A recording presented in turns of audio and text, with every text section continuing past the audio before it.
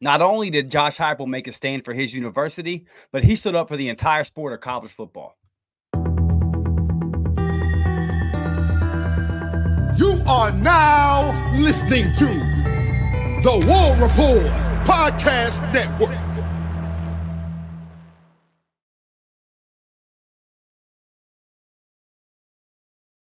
What's up, college football fans? Breaking news, former Tennessee quarterback Nico Iamaleava has transferred to UCLA.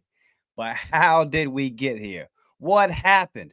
It seems like just the other day, Nico was leading the Tennessee Vols into the horseshoe to take on the Ohio State Buckeyes.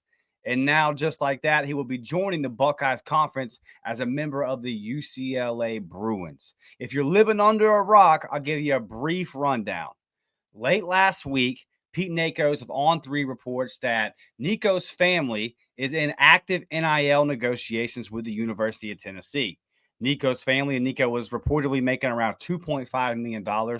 They sought a pay raise to get Nico up to $4 million a year. Now, the timing of this was really the issue, right? It's the end of spring practice. The portal opens next week. So Nico's family, or whoever is representing Nico, it certainly seems like the dad is pulling the strings here.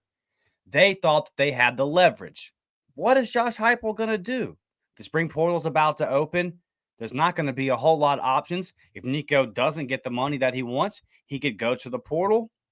They felt like they were backing Josh. They felt like they were backing Tennessee into a corner, that Tennessee would have had to give them the money. There's no way that Tennessee wipes their hands of the situation, kicks Nico to the curve, and goes into post-spring practice with an unsettled quarterback situation. That's what they thought. But Josh Heupel, head football coach at Tennessee, is an absolute dog. An absolute dog. And with one move, he gained the entire respect of the college football landscape. So then Friday rolls around. Nico's a no-call, no-show, making $2.5 million a year. You think about that. You go to your job every day. Do you make $2.5 million to go to that job? What happens to you if you no-call, no-show? No-call, no-shows? Josh says, you know what? Holds a team meeting. We're moving on from Nico. We're moving on from Nico's dad. We're moving on from this situation. And will it hurt us in the future, this upcoming season? It very well possibly could. I struggle right now as we sit here today. I'm recording this on April 16th. I don't believe that Tennessee's going to be able to find a quarterback as talented as Nico that's played an entire season, starting at a P5 level, led a team to the playoffs. And I'll get into this in a second, deeper dive at Nico's numbers, but he was above average. He wasn't $4 million good. He wasn't $2.5 million good, but he was above average. And the potential is there for him to be an elite player. So is Tennessee going to find that guy? Probably not. And this move that Heupel made very well could affect Tennessee's win-loss record in this upcoming fall. But they played the long game. He said, how in the world can I continue to build this program if I bend over the barrel here? If I let your dad and you hold me hostage here? And I don't know Tennessee's NIL situation, but asking for a $1.5 million raise is a lot of money, especially in the timeline they were asking for. They were using the portal that was about to open as leverage. I don't know if Tennessee, even if they wanted to, would they have been able to run and just get 1.5 million? I'm not privy to that information. I'm not up on Tennessee's NIL doings and their collective and all that, but that's a tough ask of any college. Everyone looks at a situation like Oregon and with Phil Knight as a donor and talk about how much money they have. I'm not sure if even that kind of program can come up with 1.5. And I'm not saying Tennessee's poor, they're not. But I don't know if they could come up with $1.5 million in that short of a time span. Even if they have it, they might have plans for that. I mean, Tennessee, very good basketball program, very good baseball program. They're a great athletic department. So that money might be already set up to go somewhere else. They might be pumping that into the 2026 recruiting cycle. They might have been thinking they might have some money laying around that they're going to use in this portal window to maybe get Nico some more weapons, get Nico some guys. They said enough's enough. We're not giving you this money And furthermore, we're moving on from you, period. Because it's the better thing, as Josh Heupel said in his press conference Saturday. He said, no one's bigger than the T. He said, I'm not bigger than the T. And he's correct. The brand of Tennessee is massive. And if you're Nico, that's the first miscalculation in my part. It's just not being happy. Brother, you're making $2.5 million to play quarterback at the University of Tennessee. A fan base that's been starved for over a decade for winning seasons. You took them to the playoffs last year, or you were a part of it. Man, if you come back and have another good year, you play well and win more games, you could leave a legend. You could be viewed as a big part of what brought Tennessee back. But instead, you want more. 2.5 at playing the starting quarterback at Tennessee is not enough. Man, if you were a dog, that'd be more than enough, right? If you were a dog, you would say, hey, we made the playoffs last year. Let's run it back and let's get even better this year. We went 10-2 in the regular season. We had to go play the eventual national champs on the road in the cold. Got beat down. There should be a fire in your belly to redeem that, to come back in that Tennessee uniform this year and take the next step with that program. But instead, at the conclusion of spring practice, you decide to pull this crap.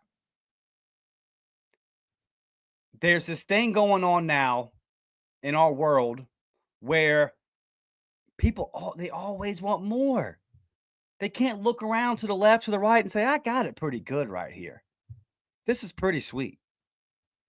So to me, that's the first big mistake. Not understanding how good you got it and how blessed you really are. Just starting quarterback at the University of Tennessee, and that still wasn't enough. Making $2.5 million, and that still wasn't enough. And let's get into that. The production doesn't match the asking price. Nico is above average, but the production doesn't match the asking price. It just doesn't. Last year, Nico threw for 2,616 yards, 19 touchdowns, and 5 interceptions for a QBR of 70.5. That was 36th in the nation. And a lot of those touchdowns came in non-SEC play, non-conference play.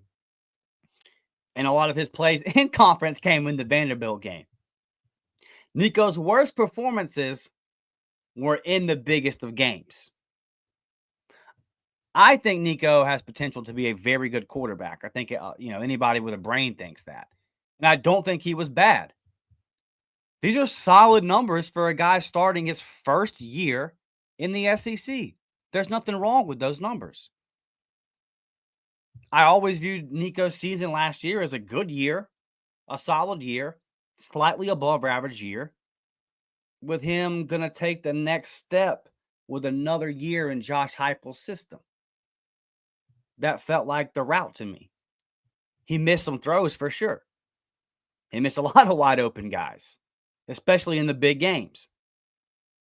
But the talent's there. He made some throws as well. It's not a bad football player.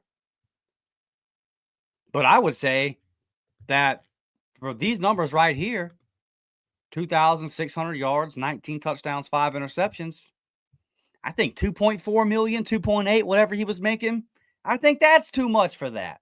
You're already kind of overpaid, brother. You're already kind of overpaid right here. That's certainly not enough to come asking for more. Look around you. You're the starting quarterback at Tennessee in the SEC. You got an entire state that loves you. You got this great campus. All these fans behind you. You're in a great system with Josh Heupel, who's winning games, who's putting guys like Joe Milton in the league. The production didn't match the asking price. Your season wasn't worth a $1.5 million raise. It wasn't. Again, I don't think you were worth what you were getting paid. I think you were a little bit overpaid. And this whole setting the market crap of what Carson Beck got at Miami and blah, blah, blah. That's Miami. If they want to do that, they want to do that. I would say Carson Beck handled the situation a lot better than Nico did. But this whole well, the market says this is an NFL free agency where there's a real market you can look at and actual agents running the show and you have to be a certified agent and there's rules and all that. This is the Wild West.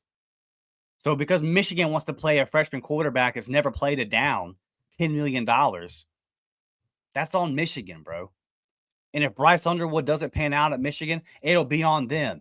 They're going to be the ones sitting there holding the bag looking stupid. But what you're asking for, your production, doesn't equal that. That's the first part. You know, there's Urban Meyer had a quote. Urban Meyer said something yesterday that I thought was absolutely hilarious. So known disciplinarian Urban Meyer, right? The guy that had Aaron Hernandez on his team. This is what he had to say about the situation. He said, Tennessee is screwed. They got a problem. Everybody's saying nice job, Tennessee, for making a stand. I've got a little comment on that. Tennessee plays Florida every year in October. Can you imagine that game's going the other way and Coach Heupel grabs a mic, stands at the 50-yard line in Neyland and says, it's okay. Do you remember when I took the stand way back then? Look, that leads me to my next point. That's why we respect the move that Josh Heupel made. That's the whole point, Urban. Is that Josh knew it's probably going to affect him in that Florida game you mentioned. It's probably going to affect him in that Alabama game when they got to go on the road to Tuscaloosa. He knows that. That's not breaking news. That is why everyone is applauding Josh Heupel. Because of that reason, Urban. It doesn't surprise me that goes right over Urban Meyer's head. The guy that thought it was cool to kick a kicker when he was stretching in his 13-game stint as an NFL head coach. So what's the flip side, Urban? Tennessee does it. Josh goes along with it. They just give him the money. Which, again, we're assuming they had it like that. They had it to give, and that wasn't going to affect some other sport or some other plans at Tennessee. We'll just assume that. They just had it. They had it. They just made the decision not to give it to him. Okay? Probably didn't work that way. But, of course, losing Nico was not ideal for Josh Heupel. That's why everyone's saying Josh has got big balls. That's why everyone's saying Josh Heupel's a dog. He took a stand for the sport of college football. Because enough is enough. And if you want to get into a bigger picture, this is the NCAA's fault. This is athletic director's fault, conference commissioner's fault, TV producers and everybody running the show over there at ESPN, CBS, Fox, executives, all that kind of stuff. Because they didn't have any foresight. When college football was at its peak, when college football was in its heyday, they didn't have any foresight to see what was coming down the line. In 2010, 40,000 people are wearing the blue number 2 jersey in the stands at Jordan-Hare Stadium. Everyone knows that the blue number 2 was Cam Newton.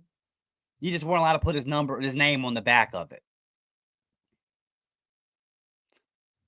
They should have known whenever they started getting sued by players for the EA Sports game. For EA using their likeness, but not putting their real name in there. There's a lot of things that could have been done 10, 15 years ago that would have saved college football from getting to this point. Think back to the situation at Ohio State when Jim Trussell was there. Players getting suspended and getting put on probation for selling their merchandise, for selling their game-worn pants and helmets and stuff like that, for getting free tattoos. What? So we went from that side of the spectrum to now there's no rules and we'll let everybody do what they want. We'll have NIL negotiations the week of the playoffs. We'll have the portal open up in the middle of the playoffs, in the middle of the NCAA basketball tournament. Coaches that are going to the Elite Eight and the Final Four also have to try to worry about building their roster out for next year that week. It makes no sense. This is on all the people, and that's part of the problem too. There's way too many hands in the pot. What's the saying? Too many Chiefs, not enough Indians. You got a whole lot of Chiefs walking around. They got no idea how to run the tribe. So everything's gone to shit. And that's what Urban Meyer's missing here. Because he ran a lawless program. He didn't care. What Josh Heupel did, he took a stand for the sport, man. He sacrificed, most likely, maybe Tennessee pulls something out of their hat, here in the portal. But he sacrificed, most likely, wins next year. Or at least there's big question marks that you wouldn't have had for the betterment of his program. I'm sure that was his whole motivation, like protecting Tennessee, which is his job. But also, I think we're going to look back on this in 3 or 4 years as a pivotal moment in the history of college football. Because we went from the players having no power, which wasn't okay, to the players having all the power, which isn't okay. And we see that now, right? So that's why everyone is just giving Josh Heupel their flowers, Urban Meyer. That's why everyone is patting him on the back and saying, good for Tennessee. Good for Tennessee. And I can make this argument too. Would they win more games next year with Nico versus if they have to roll with one of the QBs they have on the roster, or maybe go get a less talented guy out of the portal? Maybe. But if you paid Nico that money and brought him back, team chemistry is a real thing. What are the other guys on that team who may have not been able to get their little NIL raise because you gave Nico that? What would they have thought? What if they didn't care about the money aspect at all, and they just said, man, we lost in the first round of the playoffs last year. This program's on the up and up. We got a good thing going here. You don't want to play with us? You don't want to run it back? You don't want to try to get back to the playoffs and make some more noise? I wouldn't want that guy in the dog fight with me. I wouldn't want that guy in the foxhole with me. You're the opposite of a dog. You're weak. You're mentally soft. And, if anybody out there's listening, they say, well, it's his dad. It's his dad. It's his dad. I got a news flash for you. Nico's 20 years old. He's old enough to make his own decisions.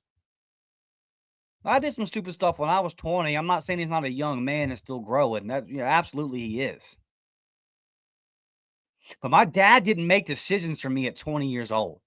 My dad didn't make any decisions for me past the time I walked across that stage in high school and got my high school diploma.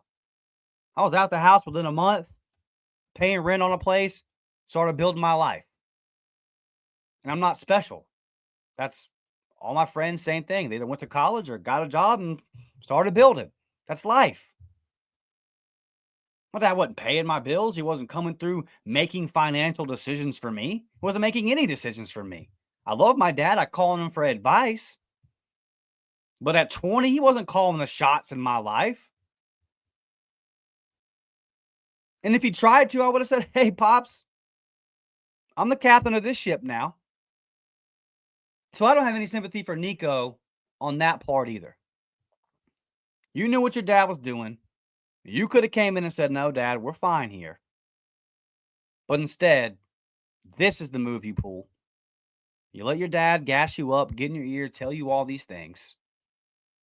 And now look at you. You didn't think Tennessee, I don't care what anybody says, this family's going to come out because the overwhelming sentiment, the majority of college football fans are on the side of Josh Heupel in Tennessee. So Nico's probably got some PR people, and his family's going to try to do some damage control as far as PR goes. They're going to play victim, right? They're going to try to make themselves look like They just wanted to, get his worth and all this kind of stuff. It's all crap. That's all bull crap. That's what they're going to do. Nico's not the victim here. Tennessee's the victim. And Tennessee didn't want to be the victim. But I think that the move that Tennessee made is going to help their program out in the long run. They'll be better for it 2 years from now. Because you know where Josh Heupel stands. I mean, good luck, right? Good luck being any player in the future that tries to go into that office or go into Tennessee's collective's office and tries to strong arm that group. It's not going to work, obviously. So big shout out to Josh Heupel. Big shout out to Tennessee. Big shout out to the players, man. I haven't seen any Tennessee players, coming out and saying, "Oh man, my guy Nico, blah blah blah." They all seem lock in step. Like, that's okay. We're gonna ride. We're gonna figure it out. And we're gonna go out here and win football games. So you got to love that. And at some point, college football has got to get back to that. You got to get back to that. You got to have a locker room full of dogs, man. You got to have a locker room full of guys that want to play football. And Nico came out and he said, "It's not about the money. I just want to play ball and all that." Come on, bro. Come on. Like you're insulting our intelligence when you say that kind of comment.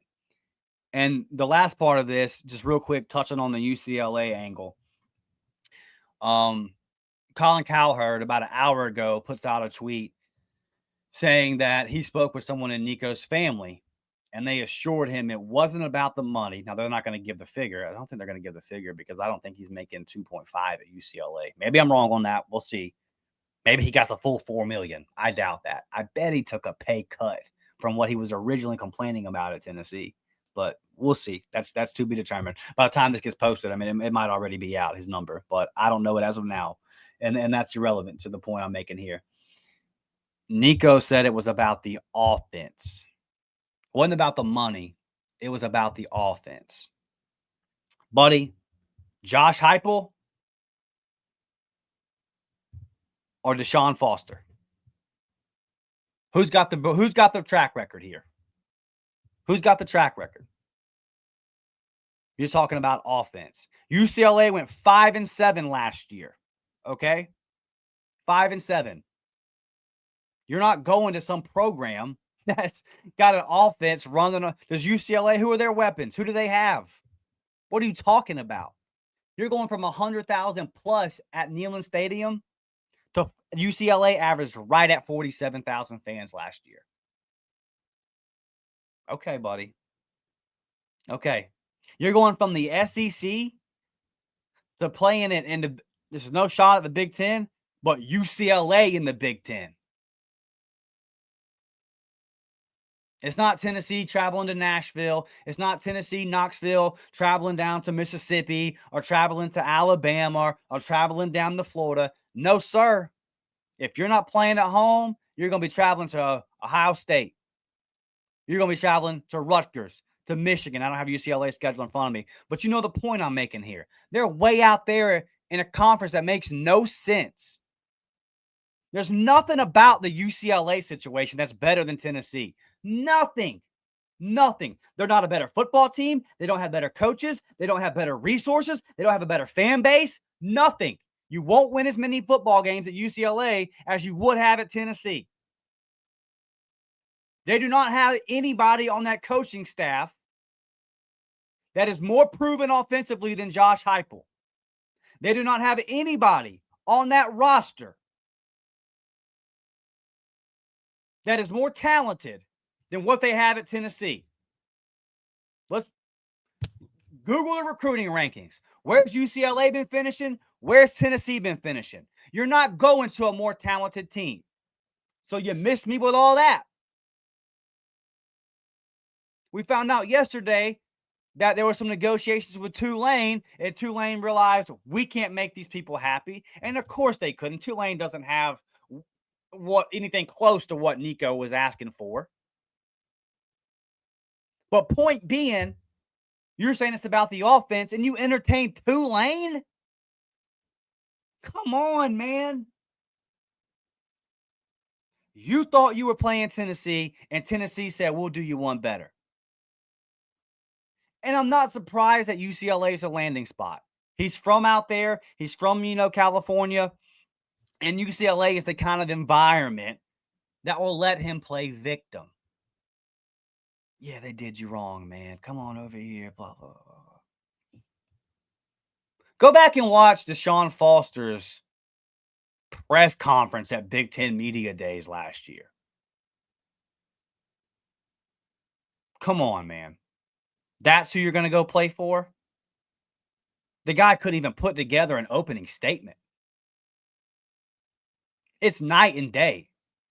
You're going from a clicking Tennessee ball program, Tennessee, to a 5-7 dog shit UCLA Bruins program that's kind of flapping in the breeze. What is UCLA even doing? I forgot they played football. Wild situation. Good for Josh Heupel. Good for Tennessee, man. Everybody in the Nico camp that is going to try to gaslight the college football fan base and all this and try to do their PR spin, we're not buying it. We're not buying it. I'm hoping that Tennessee is able to get something serviceable in this portal cycle, or maybe some of the guys they got on that roster. We'll try to get a Tennessee guy on, kind of dive into that part of the situation more and more. But I just want to get on here and share my thoughts and give my flowers to Josh Heupel, to the entire Tennessee volunteer program, man. I think it's awesome. It's awesome what they did, and I think it's going to be a pivotal moment and kind of shifting some of the power. And I want to be clear here. I'm for players getting paid, and I'm for players having a say-so in where they go and what they do. But for the sport to function properly, the power's got to kind of be in the middle. It wasn't a sustainable model when it was all the power was in the hands of the school and the head coaches. That wasn't ever going to work. It wasn't going to last. That's why we're here now. And what's going on now, where it swung the complete other way, and all the power is in the hands of the players and their agents or whatever. Neither one of those are good. There's got to be rules. There's got to be guidelines. There's got to be structures like every other sport that makes millions of dollars. College football is a billion-dollar operation that's ran like a Mickey Mouse Dollar General operation. Shit officiating, no rules in terms of free agency, payments of players. There's no guidelines to any of it.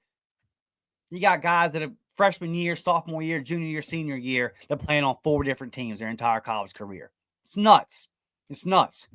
College football fans are beyond sick of it, and that's why you see all of the support and all the praise going to Josh Heupel in Tennessee. I hope you guys like this content. Follow me on Twitter at DMcShaw28. Hit that thumbs up button. Sub to the channel. Pumping out tons of SEC content right here on the Just a Sec podcast, part of the War Report Network. Thank you guys for watching. I'll catch you on the next one. I'm out.